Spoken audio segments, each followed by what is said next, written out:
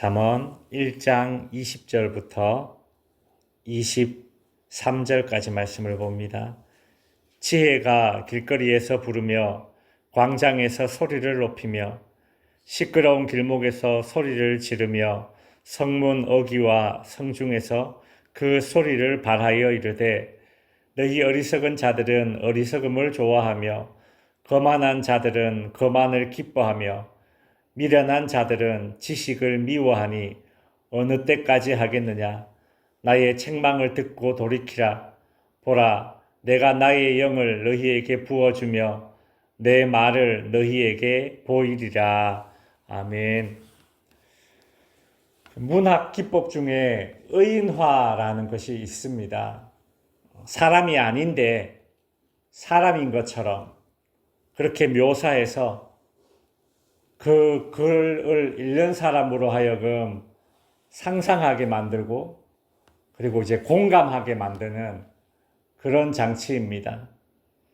예를 들어서 동화 같은 경우에 보면 이솝 우화가 특히 많이 그렇죠. 동물들이 인간처럼 생각을 하고 그리고 말을 합니다. 심지어 바람과 햇님 이야기 아시죠? 이 바람과 햇님이 나그네의 외투를 누가 빨리 벗기나 그런 내기를 하는 그런 동화입니다. 이것이 이제 의인화 기법입니다. 오늘 본문에 보면 이런 이제 의인화 기법이 나옵니다. 20절에 보면 지혜가 길거리에서 부르며 광장에서 소리를 높이며 21절 시끄러운 길목에서 소리를 지르며 성문 어귀와 성중에서 그 소리를 발하여 이르되 지혜가 마치 이 사람처럼 길거리에서 그리고 광장에서 막 이렇게 소리를 지르고 있습니다. 그리고 21절에 보면 시끄러운 길목, 이게 시장을 이야기한 거거든요. 그리고 성문 어귀와 성중에서 이거는 재판하는 그런 자리를 가리킵니다.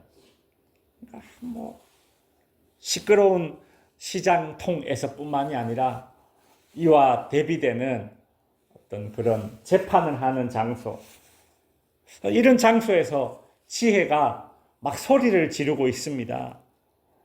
지혜가 왜 소리를 지를까요? 답답해서 그런 겁니다. 답답해서. 왜 이 사람들이 지혜를 따르지 않고 있나? 왜 지혜의 소리를 들으려 하지 않나? 답답해서 막 소리를 지르는 거예요. 지혜의 이런 간곡한 외침에도 불구하고 사람들은 지혜를 따르지 않습니다. 그 이유를 이렇게 이제 분석을 해요. 22절에 보면 너희 어리석은 자들은 어리석음을 좋아하며 거만한 자들은 거만을 기뻐하며 미련한 자들은 지식을 미워하니 어리석음, 거만함, 그리고 미련함, 이 세 가지 때문에 지혜의 말을 듣지 않고 지혜를 따르지 않는다라는 것입니다. 이 세 가지는 지혜에 반대되는 개념이거든요. 어리석음, 미련함, 거만함, 그리고 미련함. 어리석으니 지혜가 얼마나 가치 있는지 모르는 겁니다. 그러면 뭐 엿바꿔 먹겠죠. 내가 가진 것에 혹은 그것의 가치를 모르면 모릅니다. 그러니 지혜를 따르지 않는 것이죠. 오늘 특별히 제 눈에 띄는 한 단어가 있는데 지혜와 반대되는 세 가지 중에서 특별히 이제 거만함이라는 것입니다. 거만하면 순종하지 않습니다. 거만한 사람이 어떻게 순종을 하겠습니까? 하나님의 말씀, 즉 지혜에 순종하지 못합니다. 거만하면 잘 인정하지 않습니다. 거만한 사람은 다른 사람의 옳은 생각, 판단 인정하지 않아요. 무엇이든 깎아내리려고 합니다. 거만한 사람은 혼자 잘났습니다. 독선이라고 하죠. 거만하면 잘 몰라도 아는 체를 합니다. 거만하면 냉소적입니다. 이거 아주 인간관계에서 독입니다.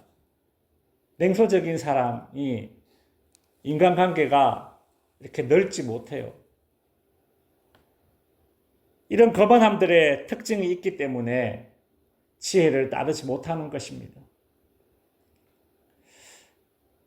제가 20살 때, 갓 대학 입학했을 때에 저희 그 동기들 중에서 유난히 그런 친구가 한 명 있었습니다. 제가 이제 뭐 50이 되고 제 아들이 20살이 확 이제 넘어가 버리니까 이 나이쯤 되어서 제가 그때의 20살 때를 한번 생각해 봅니다. 사실 뭐 20살 아이들 다 거기서 거기죠. 신분증만 성인일 뿐이지 우리가 보면 20살이 뭐 다 거기서 거기입니다. 아직 철부지입니다. 근데 저희의 20살 때를 한번 생각해 보면 저희 동기들 중에 유난히 그런 친구가 한 명 있었던 것 같아요. 아는 척을 참 많이 했던 친구인 것 같습니다. 어떤 주제를 다루든 간에 다 아는 척을 해요. 사실 뭐 20살이면 어떤 친구는 요걸 더 잘 알고 어떤 친구는 요걸 더 잘 알고 분야나 주제에 따라서 아는 것이 조금씩 다를 수 있는데 근데 어떤 주제의 이야기가 진행되건 자기는 다 잘 아는 겁니다. 그 말투가 그런 거예요. 자기는 다 뭔가를 이렇게 꿰뚫어 본다는 식의 이야기를 그런 말투로 이야기를 해요. 지금 생각해 보면 20살짜리가 들고 다니기에 뭐 전공서적도 아닌데 괜히 막 어려운 책 들고 다니고 그 친구가 그랬던 것 같아요. 그렇다 보니 다른 친구들이 무슨 이야기를 하면 뭐 이렇게 수준 낮은 그런 것으로 치부를 하는 그런 습관이 그 친구에게 있었습니다. 이런 사람의 이 대화 습관 가운데 이런 게 있어요. 대화의 시작이 어떻게 되는가 하면, 그건 아니고, 이렇게 대화를 시작하는 사람이 있거든요. 일단 무조건 그렇게 대화를 시작해요. 지금 생각해보면, 이것이 뭐 20살의 철부지 없는 수준의 그런 거만함이었던 것 같습니다. 학교를 졸업하고 뭐 연락을 안 하고 지내죠. 근데 우연히 이제 그 사람의 근황을 듣게 되었는데, 그는 좀 뭐 지혜로운 척을 많이 해서 지혜로운 삶을 살고 있을까, 어떻게 살고 있을까 싶었는데, 그 뭐 비트코인뿐만이 아니라 뭐 온갖 코인들이 많이 있지 않습니까? 근데 이 친구가 코인에 이제 투자를 몰빵을 해가지고 아주 어려워졌다라는 얘기를 듣게 되었습니다. 그러면서 야, 너한테도 연락 왔나? 어떤 친구가 그렇게 물어봐요. 안 왔는데? 그랬더니 야, 연락 오면 돈 빌려주지 마라 이래요. 왜? 그랬더니 이렇게 말을 하고 주변에 돈을 빌린대요. 야, 지금 내가 코인 투자했는데 이게 곧 대박 나가 수십억이 이제 벌 수 있는데 그렇게 이제 이야기를 하면서 이제 돈을 몇백만 원씩 빌린다고 합니다. 그렇게 몇 년을 지내니 어떻게 되겠어요? 인간관계 다 박살나죠. 그나마 주변에 있던 좀 친하게 지내던 친구들이 야, 정신 차려라. 아무리 그렇게 이야기를 해도 네가 뭘 아냐? 도대체 들으려 하질 않는다라는 거예요. 그렇게만 말할 뿐이라는 거예요. 거만함이라는 게 그렇습니다. 지혜의 가장 치명적인 적이에요. 또 세 번째 미련함도 마찬가지죠. 이 미련한 사람은 지혜를 심지어 미워한대요. 잠언이 바늘잠 말씀언, 바늘로 콕콕 찌르는 말씀 아닙니까? 그죠? 미련한 사람, 어리석은 사람, 이런 사람은 지혜의 말이 편하지 않아요. 바늘로 콕콕 찌르는데 뭐 편하겠어요?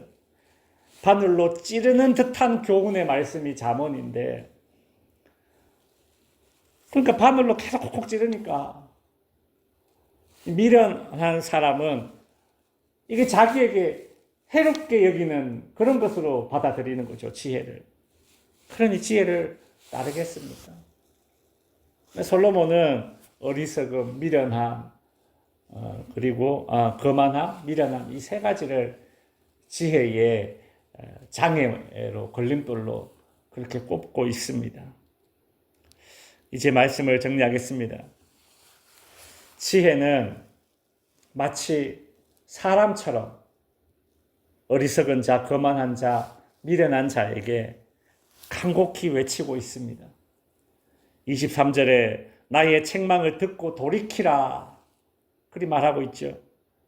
이 돌이키라라는 말이 구약에 자주 나오는 말입니다. 특별히 선지서에서, 이사야서, 예레미야서, 호세아서, 정말 구구절절한 그런 그 선지자의 그 외침이 이 세계 선지서의 공통점인데, 오늘 지혜가 그렇게 말한다라는 거예요. 돌이키라, 돌아오라. 결국 지혜의 이 돌이키라라는 이 외침은 지혜의 근원 되시는 전지하신 하나님의 외침이 아니겠습니까? 돌아오라는 지혜의 근원 되시는 전지하신 하나님의 외침입니다. 23절 후반부에 보시면 보라, 내가 나의 영을 너희에게 부어주며 내 말을 너희에게 보이리라. 이게 지혜가 나의 영을 너희에게 부어주겠다. 그것은 생각하는 그런 마음이거든요. 하나님께서 나의 영을 너희에게 부어주겠다라는 것은 구약에서 성령을 이제 성령 강림을 예언한 것이죠. 그렇죠? 이것이 지혜의 외침이 하나님의 외침과 어쩜 그렇게 딱 맞아 떨어집니까? 지혜는 미련한 자, 거만한 자, 어리석은 자에게 돌아오라, 돌이키라 외쳤고, 하나님은 어리석은 자, 거만한 자, 지혜로운 자, 이걸 한 단어로 표현하면 죄인입니다. 이 죄인들에게 돌아오라라고 외치셨던 것입니다. 바라기는 오늘도 우리를 하나님 당신의 자녀로 택하여 주셨고 하나님의 구원을 얻게 하셨으니 그 하나님의 구속의 그 섭리, 그 지혜를 찬양할 수 있는 저와 여러분이 되고 감사할 수 있는 저와 여러분이 되어야 합니다. 그리고 하나님의 속마음을 알아주는 돌아오라라고 그렇게 애절하게 부르짖는 그 주님의 속마음을 아는 것이 지혜자의 길을 걷는 것 아니겠습니까?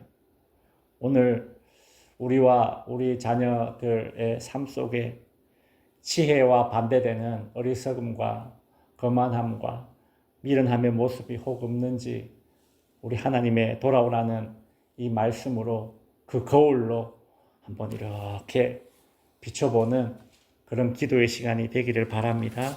기도하겠습니다.